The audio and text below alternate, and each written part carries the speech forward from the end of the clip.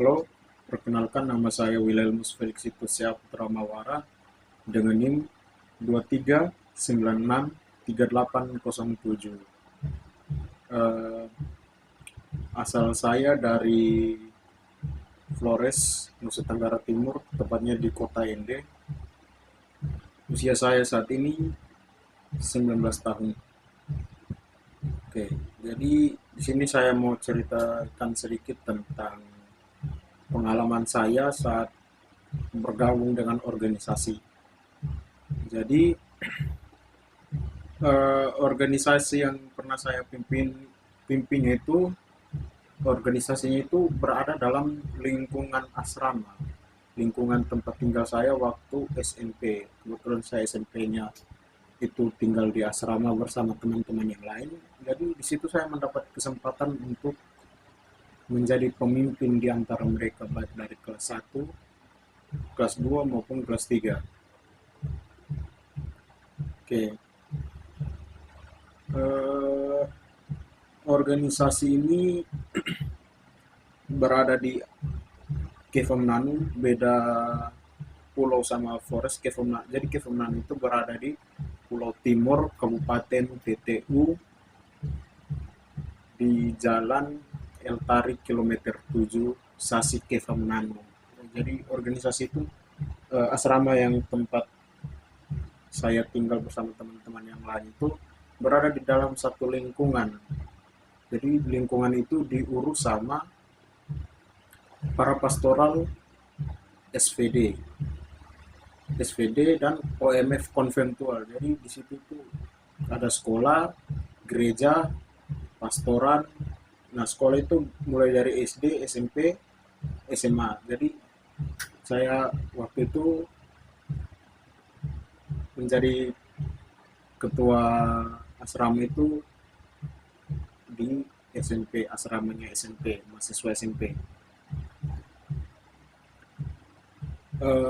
Pada waktu itu visi dan misi saya dalam memimpin teman-teman dan kakak kelas yang lain itu, visi saya bahwa bagaimana saya harus menciptakan karakter, membentuk karakter anak-anak ini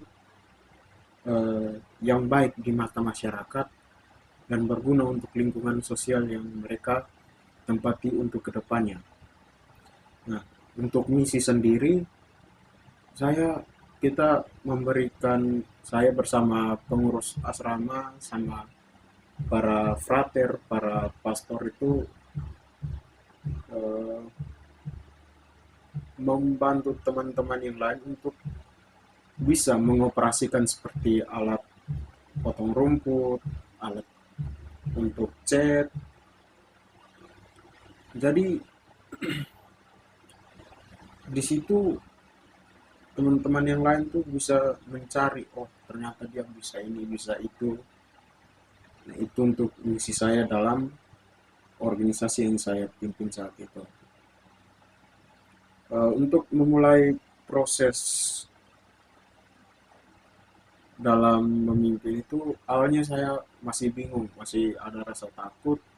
Yang mana ini kan waktu dulu asrama itu masih menganut sistem menjajah, saling menjajah ya. Kelas 1 dilindungi kelas 3, kelas 2 menjajah kelas 1, kelas 3 menjajah kelas 2.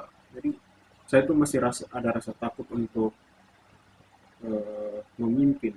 Tapi setelah dikuatkan oleh pengurus asrama dan para pastor, akhirnya saya bisa memulainya itu dengan mengadakan kerja sore. Jadi kerja sore setiap sore itu setelah jam belajar dari jam 3 sore sampai jam 4.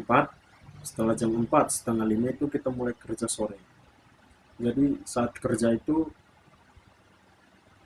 saya mulai membagikan tugas. Ada yang membersihkan halaman asrama, ada yang membersihkan kamar, kamar tidur, kamar toilet, ataupun memberi makan ternak. Ternaknya itu seperti kambing, sapi, babi.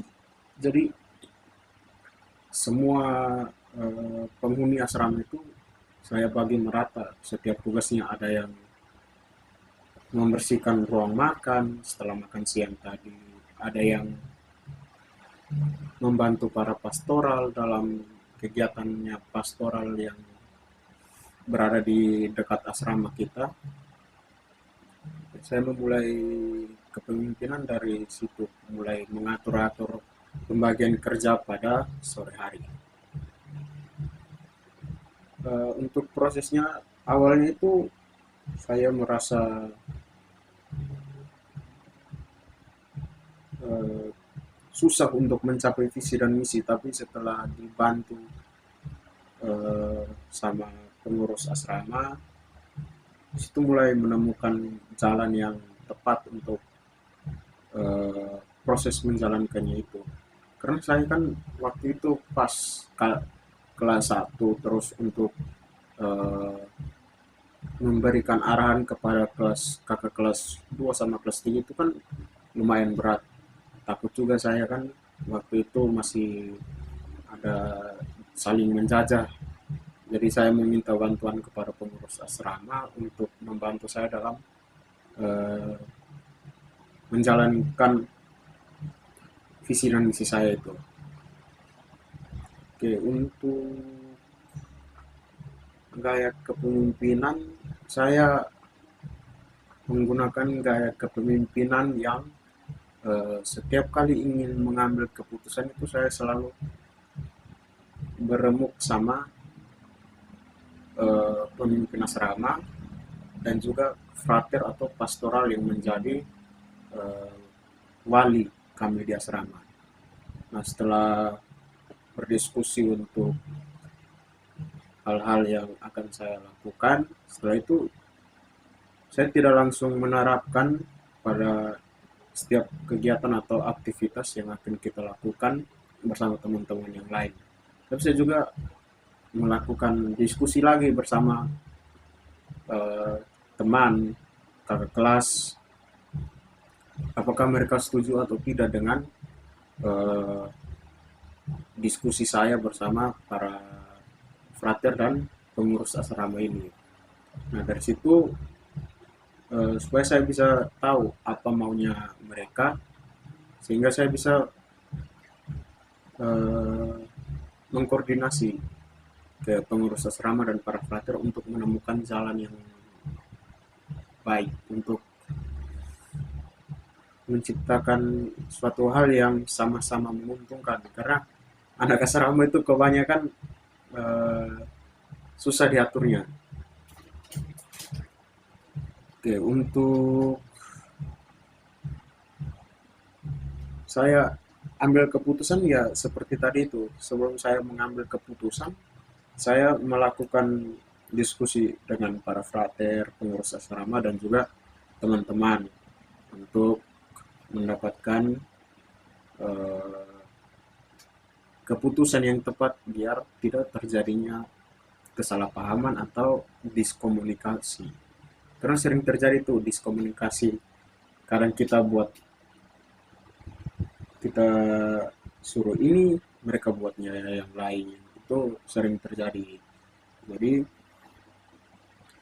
eh, saya tiap kali mau mengambil keputusan tentang kegiatan apa atau apa saja, saya selalu koordinasi bersama eh, para frater dan pengurus asrama.